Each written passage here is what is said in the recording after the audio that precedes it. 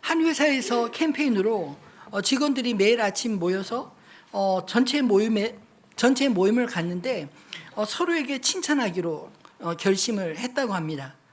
처음에는 서로 웃으면서 칭찬하는 것처럼 보여졌지만 시간이 가면서 사람들은 겉으로만 형식적으로 칭찬하고 뒤에서는 서로의 허물을 비난하며 갈등이 오히려 깊어졌다라는 소리를 들었습니다. 친구를 아끼는 것처럼 하면서 오히려 한 방 먹이는 친구들 있지 않나요? 내가 말이야 너니까 이야기해 주는데 누구가 너 뒷담화하고 다녀 뭐 이런 소리 말이죠. 사실 뒤에서 욕하는 친구도 나쁘지만 굳이 그 친구의 실명까지 거론하며 알려주는 친구 더 나쁘지 않나요? 그러면 욕하는 친구를 어떻게 보겠습니까? 차라리 욕하는 친구에게 그 자리에서 하지 말라 타이르고 또 욕먹는 친구에게 전달해 주지 않으면 오히려 더 편하지 않겠습니까? 우리가 다른 사람들에게 좋은 모습으로 보이려 하지만 정작 우리의 마음에는 오만 생각이, 오물이 우리 마음을 가득 채울 때가 있지 않나요? 외식은 겉으로 보이는 신앙의 모습만 유지하려는 태도를 가리킵니다. 하지만 믿음은 우리의 내면에서부터 시작해 행동으로 자연스럽게 흘러나오게 되어 있습니다. 이 차이가 오늘 본문에서 예수님이 지적하신 바로 그 핵심이 아닐까요? 예수님께서 한 바리새인의 초대를 받아 그 집에서 점심 식사하실 때 손을 씻지 않는 예수님을 보고 예수님을 초대한 바리새인이 이상히 여겼다라고 기록하고 있습니다. 당시 손 씻기는 단순히 위생의 문제가 아니라 바리새인의 종교적 전통과 순교를 상징하는 그런 중요한 신앙의 행위였기 때문입니다. 바리새인들에게는 외적으로 거룩하게 보이는 것이 신앙의 핵심이었기 때문에 예수님이 손을 씻지 않고 밥을 먹는 것, 그들의 입장에서 보면 초대한 그 가정에 예의가 없는 행동으로 비춰진 것입니다. 예수님을 초대한 바리새인의 입장에서 그 시대의 바리새인들의 문화로 보면 그렇게 충분히 생각할 수 있는 것이었습니다. 그런데 예수님은 그런 그의 마음을 아시고 거기 있는 모든 바리새인 동료들까지 포함해서 오늘 본문의 말씀과 같이 심하게 책망하셨습니다.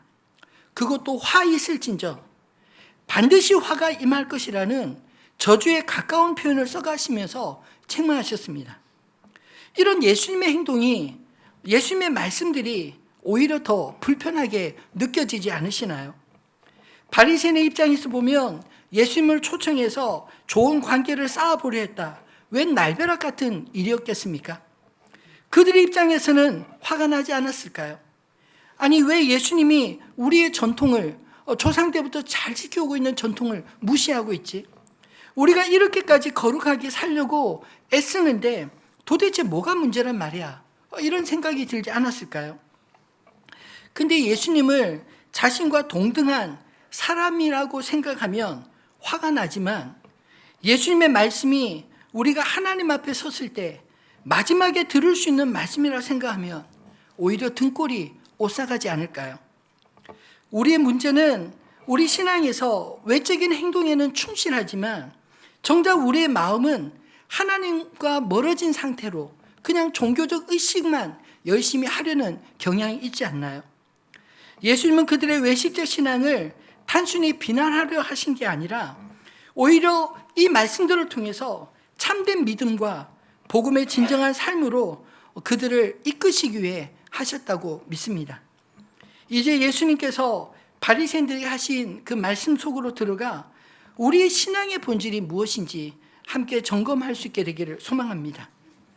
예수님이 비록 바리새인과 율법 교사들을 향해 책망하셨지만 그 책망 속에서도 주님이 말씀하시고자 하는 분명한 복음이 있지 않을까요? 그 첫 번째는 우리의 겉모습에 꾸미는 데 열심을 내지 말고 우리의 마음의 정결함을 추구하라. 그렇게 우리에게 말씀하고 있습니다. 예수님의 책망은 겉만 깨끗하게 보이고자 하는 외식의 문제를 짚으신 것입니다. 예수님께서는 바리새인들이 겉으로 깨끗한 그런 행위와 종교적 의식을 그들이 행했지만 내면으로는 탐욕과 악으로 가득 차다. 그것을 지적하셨습니다. 39절 말씀을 다시 한번 같이 읽어볼까요? 주께서 이르시되 너희 바리새인은 지금 잔과 대접의 것은 깨끗이 하나 너희 속에는 탐욕과 악독이 가득하도다. 아멘. 마치 잔과 대접의 것은 깨끗하게 하지만 속은 탐욕과 악독을 가득 채워 있는 그런 상태를 주님이 지적하십니다. 그들은 손 씻기와 그리고 잔과 대접을 깨끗이 하는 것 같은 외적인 정결 의식은 철저히 지켰지만 내면의 더러움은 방치하고 있었습니다. 그들의 행위는 하나님을 기쁘게 하려는 것이 아니라 사람들에게 경건하게 보이려는, 그래서 사람들에게 인정받으려고 하는 위선적인 행위에 불과했기 때문이죠. 예수님이 요구하신 참된 정결은 겉모습이 아니라 속 사람의 변화와 우리 내면의 정결을 추구하라 하신 것입니다. 41절 말씀에 보면 그러나 그 대접 안에 있는 것으로 구제하라. 그리하면 모든 것이 너에게 깨끗하리라. 그 대접 안에 먹을 것, 맛있는 것들 너희만 먹으려고 그렇게 하지 말고 그것으로 오히려 구제하고 나눠주는 것을 행하면 오히려 너희의 모든 것이 깨끗해질 것이다. 이 말씀의 의미가 뭘까요? 그들은 먹고 마시는 것에서 정결을 구하고 있지만 예수님은 오히려 그들이 가진 것으로 구제함으로 하나님께 대한 사랑을 이웃을 향한 사랑으로 실천해 보이라 말씀하신 게 아닐까요? 왜냐하면 내면의 정결은 단순히 의식적인 행위로 이루어진 것이 아니라 하나님께 드리는 우리의 마음과 이웃을 향한 사랑으로 표현되기 때 가능한 것이기 때문입니다. 예수님은 그들이 외적인 깨끗함이 아니라 내면에서부터 하나님과의 올바른 관계 그리고 이웃 사랑으로 나타나는 진정한 변화를 촉구하신 것입니다. 왜냐하면 그들은 자신들이 가지고 있는 그런 신앙의 열정을 가지고 그렇지 못한 이웃들에 대해서 철저히 죄인처럼 여기고 그리고 자신들은 욕심을 채우면서 가난한 자들에 대해서는 그들이 게을러서 그런 것이라고 그렇게 생각했기 때문입니다. 시편 51편 10절에도 다윗이 하나님이여 내 속에 정한 마음을 창조하시고 내 안에 정직한 영을 새롭게 하소서 그렇게 기도하지 않나요? 우리의 겉으로 드러나는 거룩한 모습, 그런 거룩한 제사보다 하나님 앞에서 깨끗한 마음과 정직한 영을 우리가 주님 앞에 날마다 구해야 하지 않을까요? 그렇다면 내면의 정결을 추구하기 위해 구체적으로 어떻게 행해야 할까요? 첫째로 우리의 회개로 내면을 깨끗이 해야 될 줄 믿습니다. 내면의 정결은 진심 어린 회개로 시작되기 때문입니다. 요한일서 1장 9절 말씀 우리 같이 읽어볼까요? 만일 우리가 우리 죄를 자백하면 그는 미쁘시고 의로우사 우리 죄를 사하시며 우리를 모든 불의에서 깨끗하게 하실 것이요. 아멘. 우리 자신의 허물을 먼저 볼 줄 아는 사람, 그래서 하나님 앞에서 자신의 죄악을 자백하면 오히려 하나님은 의로우시고 미쁘시사 우리를 모든 불의에서 깨끗게 하신다 하시지 않나요?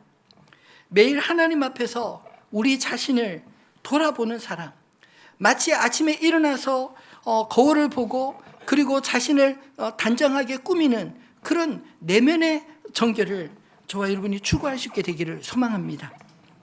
둘째로 말씀으로 우리의 마음이 씻겨지는 것입니다. 하나님의 말씀은 내면을 정결하게 하는 도구이기 때문입니다. 에베소서 5장 26절 말씀에도 이는 곧 물로 씻어 말씀으로 깨끗게 하사 거룩하게 하시고, 마치 하나님의 말씀은 물과 같이 우리 내면을 청소하는 것처럼 그렇게 묘사하고 있지 않습니까? 매일 아침 일어나서 큐티하는 것, 어떤 분은 그것을 날마다 말씀으로 샤워한다 이런 표현을 쓰시더라고요. 하나님의 말씀으로 내 삶의 더러움을 비춰보고 그것을 깨끗이 씻을 때 우리가 주님 앞에 거룩하고 단정한 모습으로 서지 않겠습니까? 그럼에도 불구하고 우리의 의지만으로는 여전히 부족합니다. 그래서 성령님의 도우심을 구해야 하는 것입니다. 갈라디아서 5장 16절에 내가 이르노니 너희는 성령을 따라 행하라. 그리하면 육체의 욕심을 이루지 아니하리라 말씀하십니다. 하나님 앞에 날마다 기도하는 것, 우리 자신의 내면을 말씀으로 묵상하고 그리고 또한 회개로 우리 자신을 주님 앞에 날마다 쳐서 복종할 때 우리 안에 하나님의 거룩함이 회복되어질 줄 믿습니다. 바리새인들의 문제는 외적인 행위에 집착하면서도 이런 내면의 변화, 자신의 내면을 꾸미는 것은 게을리했기 때문 아닐까요? 오늘 우리의 신앙은 겉모습에만 치중되어 있지 않는지 우리 자신을 돌아보고 내면을 정결케 하시는 복음의 능력을 믿고 그 능력 안에서 참된 변화의 삶을 살아가는 저와 여러분 되시기를 주님의 이름으로 축원합니다. 두 번째로 예수님의 책망 속에 담긴 복음은 형식보다 사랑을 선택하라라는 것입니다. 예수님은 그들이 11조와 같은 형식적인 율법 준수에는 철저했지만 율법의 본질인 정의와 하나님의 사랑을 소홀한 것을 42절에 이렇게 지적하셨습니다. 같이 읽어볼까요? 화 있을진저 너희 바리새인이여 너희가 박하와 운양과 모든 채소의 11조는 들이되 공의와 하나님께 대한 사랑은 버리는도다. 그러나 이것도 행하고 저것도 버리지 말아야 할지니라. 아멘. 사실 박하와 운양과 모든 채소의 11조 성경에는 그런 향료까지 11조를 드리라는 말이 없습니다. 그럼에도 불구하고 바리새인들은 그 11조 예식을 철저히 지키기 위해서 성경에 기록되지 않은 것까지 열심히 내었다. 이렇게 말씀하고 있는 게 아닐까요? 그렇지만 그 뒤에 보면 공의와 하나님께 대한 사랑은 버렸다라고 말합니다. 여러분, 하나님께서 그 11조 박하와 운양의 11조를 더 원하실까요? 아니면 하나님의 말씀을 따라 공의를 행하며 하나님께 대한 사랑을 이웃 사랑으로 실천하는 것을 원하시겠습니까? 율법의 행위는 수단일 뿐입니다. 하나님께서 원하시는 것은 마음의 진정성과 이웃을 향한 사랑의 실천인 줄 믿으시기 바랍니다. 그러므로 형식적 신앙이 아닌 사랑의 본질, 신앙의 본질로 돌아가야 하지 않을까요? 하나님께서는 언제나 사랑과 정의를 신앙의 본질로 말씀하셨습니다. 형식 자체를 버리라고 말씀하신 것이 아니라 그 형식에 매이지 말고 그 너머에 있는 본질을 놓치지 말라 말씀하신 것입니다. 미가서 6장 8절과 호세아서 6장 6절 말씀에 주님의 마음이 이렇게 설명되어 있습니다. 같이 읽어볼까요?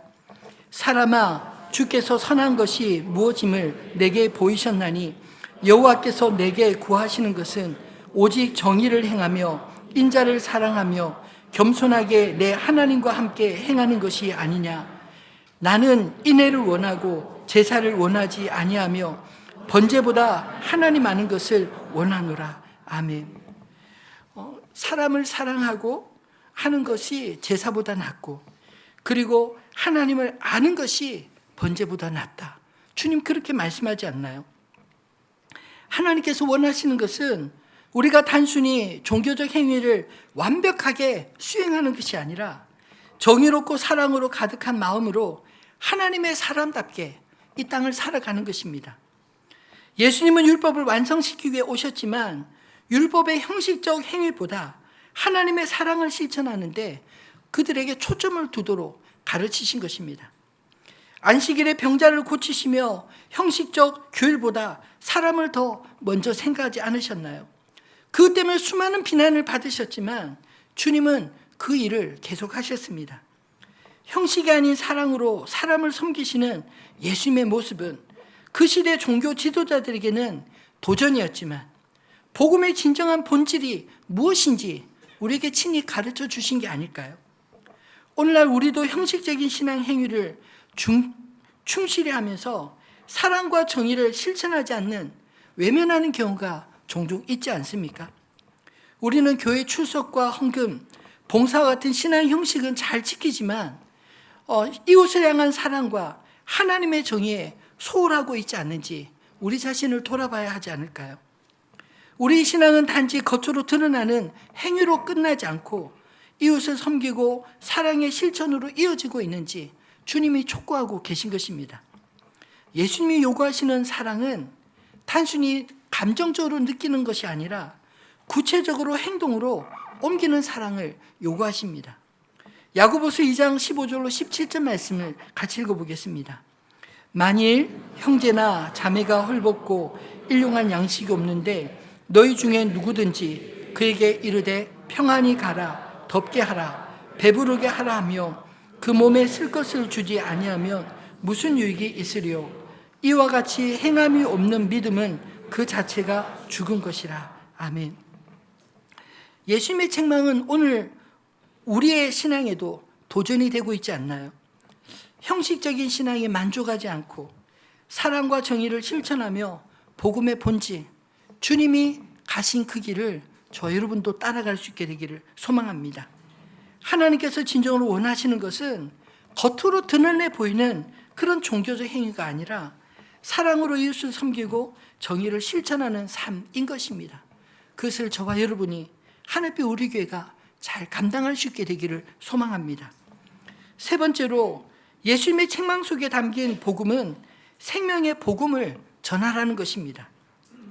예수님께서 바리새인들을 책망하실 때 율법 교사 중 하나가 예수님께 나와서 이렇게 말씀하는 것은 우리까지 모욕하는 게 아니냐라고 말을 하자 오히려 예수님은 그 율법 교사들을 향해서도 더욱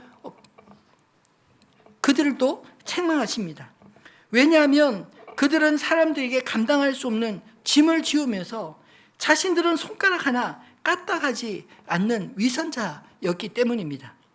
46절에 이르시되 화 있을진저 또 너희 율법 교사여 지기 어려운 짐을 사람에게 지우고 너희는 한 손가락도 이 짐에 되지 않는도다. 예수님이 율법 교사들에게 지적한 문제의 본질은 율법 교사들은 율법의 형식을 강조하며 사람들에게 불가능한 요구를 끊임없이 만들어냈다는 것입니다. 예를 들면 안식일을 지키는 그 법 하나를 가지고 안식일을 어떻게 지킬 것인가 구체적으로 쪼개서 결국은 안식일날 아무것도 할 수 없는 무기력한 인생으로 만들어버린 게 아닐까요? 그것이 신앙의 본질이 아닙니다. 안식일은 하나님을 예배하는 것입니다. 안식일은 사람들을 더욱 사랑하는 것입니다. 그럼에도 불구하고 그들은 율법의 조항들을 만들어 신앙이 마치 생명과 자유를 주는 것이 아니라 억압과 짐을 지우는 것으로 만들어버렸기 때문에 예수님께 책망받은 게 아닐까요? 여러분, 하나님의 말씀은 결국 무거운 짐이 아닙니다.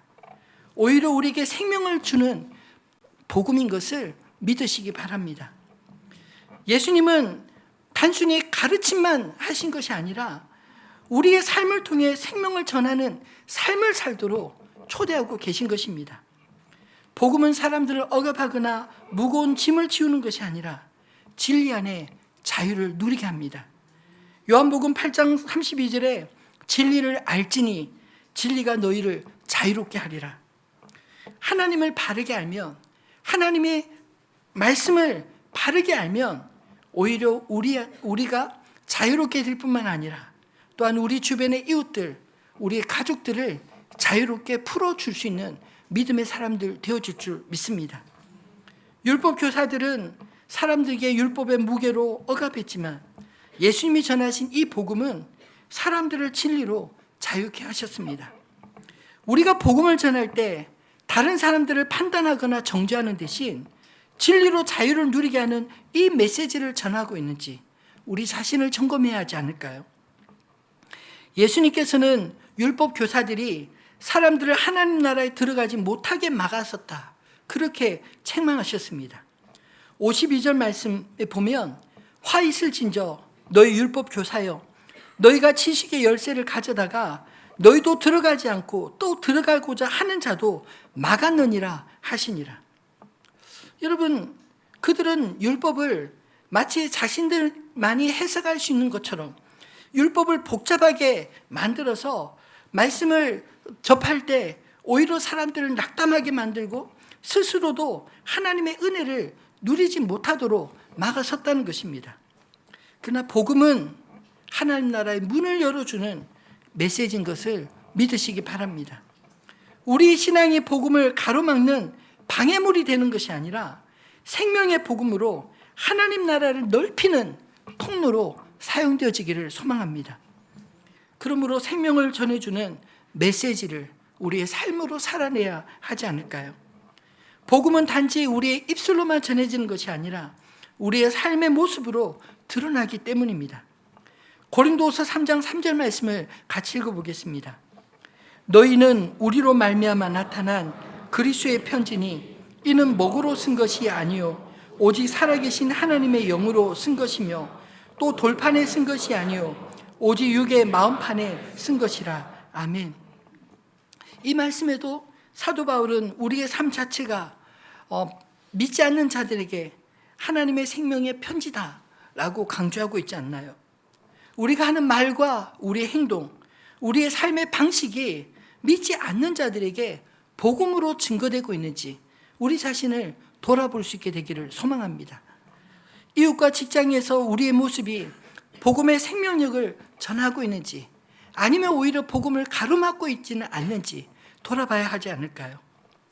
율법 교사들의 문제는 하나님의 말씀을 자신들이 만든 율법에 갇혀 사람들을 억압하고 생명을 막았다는 것을 주님은 책망하셨습니다. 예수님께서 우리에게 주신 복음은 생명을 주고 자유를 누리게 하는 능력인 줄 믿으시기 바랍니다. 그러므로 우리도 이 생명의 복음으로 전하며 하나님 나라의 문을 사람들에게 활짝 열어줘야 하지 않을까요? 복음은 판단과 정죄가 아닌 사랑과 섬김이며 용서와 화해로 전달되는 것입니다. 오늘 이 생명의 복음을 전하기 위해 나는 구체적으로 어떤 행동을 하고 있는지 결단하는 저 여러분 되기를 소망합니다. 말씀을 맺겠습니다. 예수님이 바리새인들의 외식과 율법주의자들의 형식주의를 책망하신 것은 그들이 바른 복음으로 돌아오기를 원하시는 주님의 외침 아니었을까요? 오늘 이 말씀에서 예수님은 바리새인들과 율법 교사들의 위선을 지적하시며 오히려 그 속에 담긴 복음적 메시지를 전하고 있는 것입니다. 예수님은 단지 그들의 잘못을 꾸짖기 위해서 하신 것이 아니라 하나님 앞에 섰을 때 그들이 어떻게 하나님 앞에 말을 해야 될지, 하나님이 우리에게 무엇을 원하시는지를 오히려 주님이 먼저 제시하신 게 아닐까요? 그러므로 이 메시지는 저는 복음이라고 믿습니다. 왜냐하면 우리가 주님 앞에 섰을 때 주님이 무엇을 요구하시는지 우리가 미리 깨달아 우리가 바른 길로 가야 하겠기 때문입니다. 마음의 정결로 복음적 삶을 시작하는 저 여러분 되기를 소망합니다. 신앙은 겉모습에 있는 게 아니라 내면에서부터 시작되는 변화이기 때문입니다. 그런 의미에서 오늘 우리의 마음은 날마다 말씀으로 샤워하고 있나요? 하나님과의 관계에 서서 정직하고 진실하십니까? 하나님은 우리가 매일의 삶에서 작은 일에도 그분의 뜻을 분별하며 살아가는 신앙을 원하십니다. 복음적 삶은 크고 특별한 것이 아니라 매일매일 작은 일에서부터 하나님을 향한 진실된 마음을 추구하고 이웃에게 진실을 행하는 것, 거기서부터 시작되는 것입니다.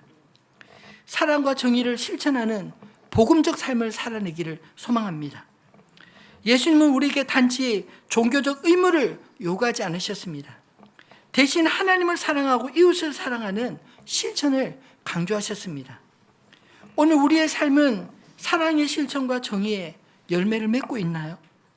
복음적 삶은 우리의 가정에서부터, 그리고 우리의 공동체에서부터, 그리고 우리가 속한 사회 곳곳에서 사랑과 정의를 이루는 작은 실천에서 반드시 나타나게 될 것입니다.